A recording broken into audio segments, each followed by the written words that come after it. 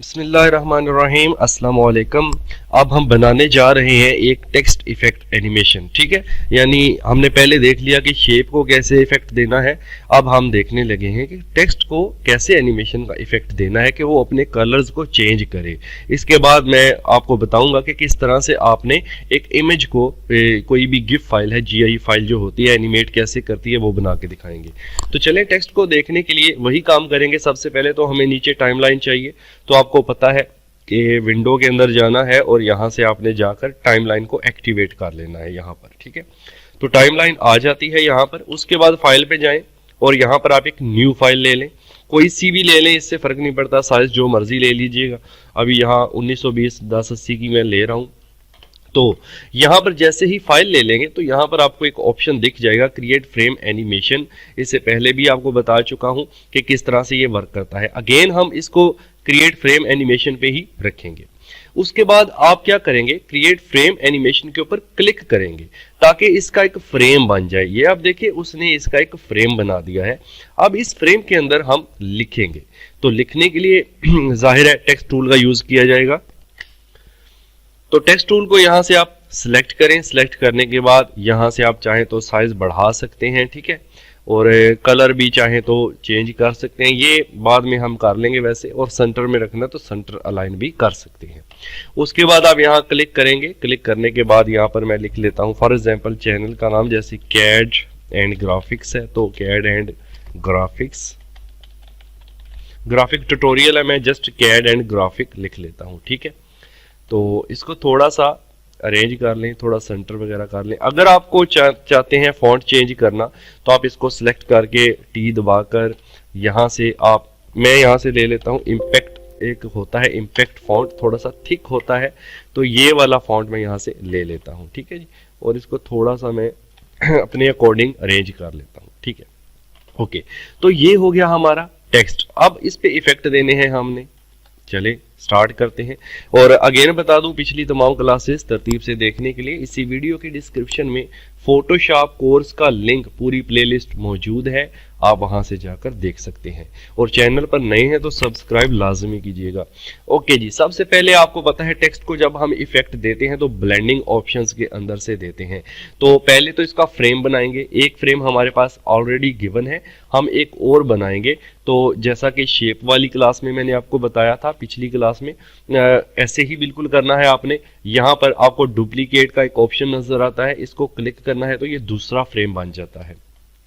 Frame क्या होते हैं कि छोटे छोटे मतलब थोड़े थोड़े फासले पर इमेजेस ही होती हैं जो मिलाकर एक वीडियो का रूप ले लेती हैं। ठीक है, तो अब हम ये जो दूसरा फ्रेम बनाया है इसको सिलेक्ट रखेंगे। ठीक है, इसको सिलेक्ट रखेंगे और यहाँ पर लेयर पैनल के अंदर जो आपका टेक्स्ट है इसके साथ जो खाली जगह होती है यहाँ पर आप डबल क्लिक भी कर सकते हैं या राइट क्लिक भी कर सकते हैं। अगर आप राइट क्लिक करते हैं, ब्लेंडिंग ऑप्शंस में क्लिक करते हैं तो आपके पास ब्लेंडिंग ऑप्शंस यानी लेयर स्टाइल ओपन हो जाता है।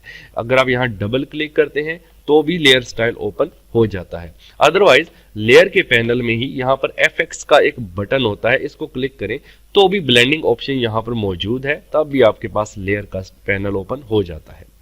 ये है लेयर स्टाइल। तो सबसे पहले हम इसका कलर चेंज करेंगे दूसरे फ्रेम का, यानी हम चाहते हैं हमारा जो टेक्स्ट जब दूसरे फ्रेम पे जाए तो उसका कलर क्या हो। पहले ब्लैक है तो आप कलर ओवरले पे क्लिक करें तो दूसरे में मैंने कहा जी रेड हो जाए, जस्ट ओके कर दें। दूसरे फ्रेम पे उसका कलर होगा रेड। ओके, अब मैं अगेन एक और यहां से डुप्लीकेट बनाता हूं, ये बन गया तीसरा फ्रेम। अब तीसरे फ्रेम का कलर हम चेंज करेंगे मजीद। तो तीसरे फ्रेम के ऊपर क्लिक रखें, उसके बाद यहाँ आ जाए। अगेन ये जो पैनल है आपका लेयर का, कैड एंड ग्राफिक जो टेक्स्ट है उसके ऊपर यहाँ डबल क्लिक कर देंगे, राइट क्लिक करके ब्लेंडिंग ऑप्शन में चले जाएं। अब इसका कलर मजीद चेंज करेंगे तो मैं कलर ओवरले पे गया, यहाँ से आप कलर सेलेक्ट करेंगे और आप कोई सा कलर ले लें। अच्छा, ये जितने भी ऑप्शंस है मैं सारे बेसिक सीरीज में करवा चुका हूँ, लिंक मैंने दे दिया है डिस्क्रिप्शन में कोर्स का, तो वहां से आप सीख सकते हैं स्टेप बाय स्टेप।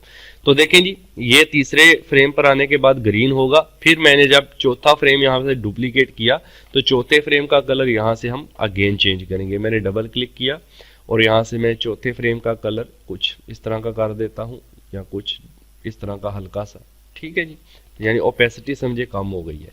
उसके बाद फिर से पांचवा फ्रेम लिया और इस पर आप डबल क्लिक करके इस तरह जितने भी फ्रेम लेंगे आप उनके ऊपर कलर्स चेंज कर सकते हैं, ठीक है।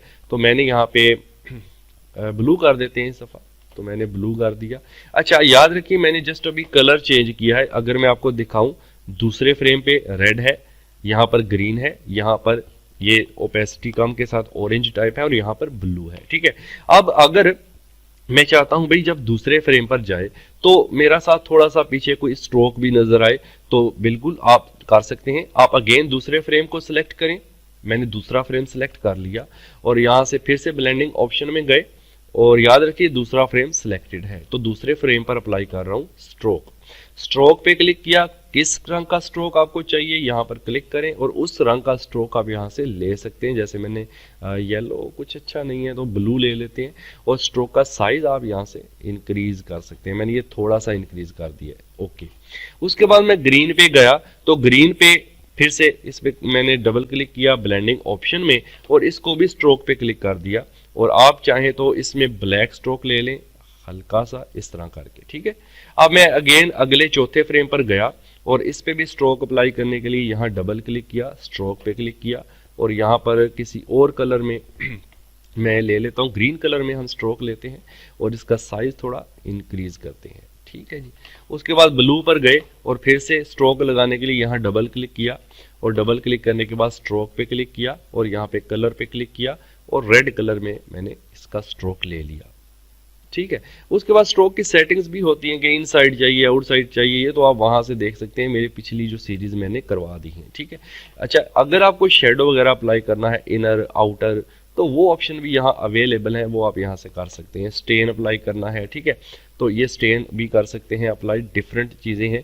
पैटर्न अगर आप चाहते हैं तो जो भी मतलब आपने ये सारी चीजें आप देख लीजिएगा, मैंने आपको करवाई हुई है। आउटर ग्लो है कि बाहर की साइड पर ग्लो करे, ठीक है, तो यहाँ पे नॉर्मल रखें लेयर को, तो आप चाहें तो बाहर की साइड पर ग्लो भी करवा सकते हैं। यहाँ से आप देखें थोड़ा थोड़ा ग्लो करना स्टार्ट हो गया, मैंने स्प्रेड किया इसको तो ये देखें ये ग्लो करना स्टार्ट हो गया।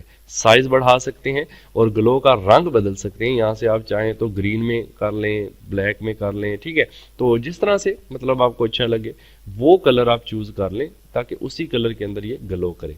तो मैं इसका साइज थोड़ा कम करता हूँ कुछ इस तरह से, ठीक है जी, और स्प्रेड भी थोड़ा कम कर ले तो ये थोड़ा सा ऐसे इफेक्ट आपको देगा। यहाँ पे कुछ कंट्रोल सेटिंग्स होती हैं, आप इनको बदल कर भी देख सकते हैं। आपके जो टेक्स्ट है इनके ऊपर कुछ इफेक्ट्स आना शुरू हो जाते हैं। जैसे मैंने यहाँ पर ये रखा, ओके कर दिया। अब एक न्यू फ्रेम लेते हैं, न्यू फ्रेम छठा फ्रेम आ गया, यहाँ डबल क्लिक करेंगे और इसकी सेटिंग फिर से मैं गया यहाँ से आउटर ग्लो और अब यहाँ से इसका जस्ट कंट्रोल पॉइंट चेंज करते हैं, कुछ इस तरह का आ जाएगा। तो ये बन गए हमारे पास 6 फ्रेम। अगर मैं प्ले करूं तो देखें ये इस तरह से प्ले हुआ। अगर मैं जूम कर लूं थोड़ा और यहाँ से आपको पता है पहले भी बताया है कि अगर आप यहाँ से वंस लिखा हुआ है यहाँ क्लिक करें तो 3 टाइम प्ले कर सकते हैं या फॉर एवर प्ले कर सकते हैं। हम चाहते हैं फॉर एवर प्ले करना, यानी प्ले होता रहे, बार बार हो, रिपीट हो, तो आप फॉर एवर पे क्लिक कर दें और यहाँ से प्ले कर दें। तो ये देखें ये कुछ आपको इस तरह का इफेक्ट देगा जो कि बहुत ही खूबसूरत लग रहा है। बाकी पहले वाली क्लास में भी आपको बताया था कि इसकी टाइमिंग सेट कर सकते हैं। ये जो फ्रेम है 1 2 3 वगैरह वगैरह इनके नीचे टाइमिंग लिखी होती है, जैसे 0 सेकंड है तो आप इसको यहाँ से 0.2 सेकंड कर सकते हैं, 0.5 सेकंड कर सकते हैं, अपने अकॉर्डिंग अदर पे जाकर कोई और सेकंड भी दे सकते हैं, कोई इशू नहीं है। अब मैं प्ले करता हूँ तो ये देखिए थोड़ा स्टार्टिंग में डिले के साथ आएगा। तो ये जो जनाब हमारा इस तरह से बना। अगर हम इसको स्टॉप करें और अगर आप इसको 0.5 का टाइम दे दें, ठीक है ना, ये मैंने 0.5 दे दिया, सही है, 0.5 दे दिया। आप प्ले करें तो स्टार्टिंग वाला टाइम थोड़ा डिले करेगा, देखिए आगे थोड़ा तेज जाएगा, ये इस तरह से होगा। और अगर सभी को 0.5 दे देंगे तो सारे का टाइम थोड़ा थोड़ा रुक रुक कर चलेगा, जो आपको इफेक्ट भी क्लियर दिखेगा। तो सबका 0.5 कर दिया मैंने, प्ले करते हैं तो आप देख सकते हैं कुछ इस तरह का इफेक्ट हमारे पास बन गया है, ठीक है। तो आपको फास्ट इफेक्ट चाहिए तो आप इसका जो है वो टाइम कम कर दें, नो डिले कर दें तो आपको फास्ट इफेक्ट मिल जाएगा, ठीक है ना। तो इस तरह से हम टेक्स्ट के ऊपर एनिमेशन बनाते हैं।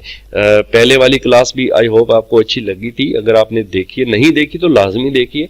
अब आगे मैं आपको ये बताऊंगा कि किस तरह से आप किसी फ्लावर का कलर बदल सकते हैं बार बार, या किसी गाड़ी का मीन्स किसी भी ऑब्जेक्ट का आप कैसे गिफ्ट एनिमेशन बना सकते हैं।